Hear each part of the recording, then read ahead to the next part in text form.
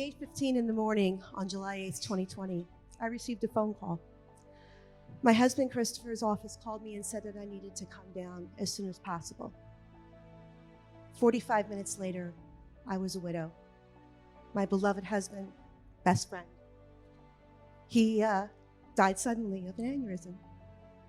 And I know I'm not the only person in this room who has experienced this kind of loss. Forward several weeks, I'm back to work, and I'm on a Zoom meeting, and I have employees, colleagues, clients, and I'm talking. And all of a sudden, something hit me. This tsunami of grief and anguish just hit my solar plexus, and I found myself just unable to continue. And not only was I really upset, but I was really mortified. I mean, I'm the business leader. I'm supposed to run things. I'm supposed to be in control. And I certainly was not.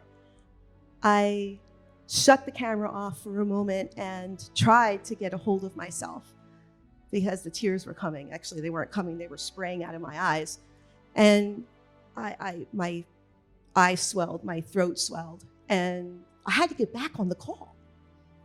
So I flipped the camera back on and I stare at myself looking like a leaky, red, swollen beet. And I am, again, mortified about this. You know, we tell ourselves all the time that we're supposed to be strong leaders no matter what is being thrown at us. And I couldn't help but remember a line from a movie, A League of Their Own, back in the 1990s. And it was a movie about an all-women's baseball team. And there was a line in there from the actor Tom Hanks that said, "There's no crying in baseball." Well, if there's no crying in baseball, there sure as hell isn't any crying in entrepreneurship and leadership, right? So we as women are expected to be these, unflappable people. But the reality is that we were wired physically to cry, to weep. That is part of the way that we have been built.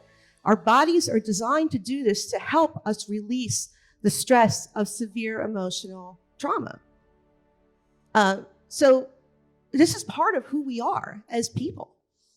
And yet we have been conditioned to say, no, we have to always be unflappable and stoic. And I looked at this, and as I went through another round of going to a meeting and finding myself staring at another leaky red beet, I'm like, this is a problem. And then I thought, why? Why am I allowing this to be a problem? When we women started entering the men's domain, we were conditioned to say that the way to be successful was to act like men. Well, I would say, that's nonsense. It's not that we should be acting like men or even acting like women. We have the right and privilege to act like human beings. I mean, not for nothing, but men are not doing themselves any great favor either by holding back all of their emotions. And I think that might be part of the reason why we kind of tend to outlive them. So this was an illuminating moment for me that nobody owes a performance of stoicism in order to prove that they are powerful business leaders. We are born to emote. We're born to have emotion. And I would actually go far to say and insist that we, as women entrepreneurs, as enterprising women, we have used our emotion to make transformational changes in our companies and our organizations. That, I think, at the end of the day, helps to make better business decisions. That is our superpower. That is our magic. So I decided that, I was going to embrace the ebb and flow of emotion in the business world and allow that to create for me a sense of empowerment and a sense of stability and emotional health. So what happens when I actually put this into practice? Well, I was in a meeting and another wave hit me. But this time I was not going to be embarrassed about it. I wasn't going to be ashamed. The tears came and I dabbed them, but I breathed. I did not feel that I was in the wrong for having this moment in the middle of the workday, in the middle of the conversation. And the reality is, what happened? Nothing.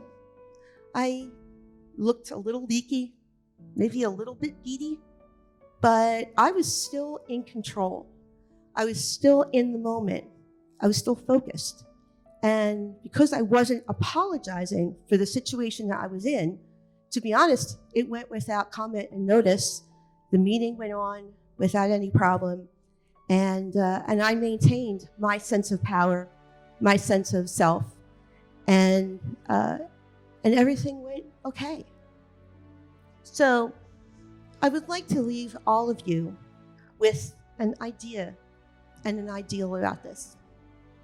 The idea is that we, as entrepreneurs, as enterprising women, we have the authority to set the standard in terms of what is appropriate and what is allowable in terms of emotional experiences within the workplace.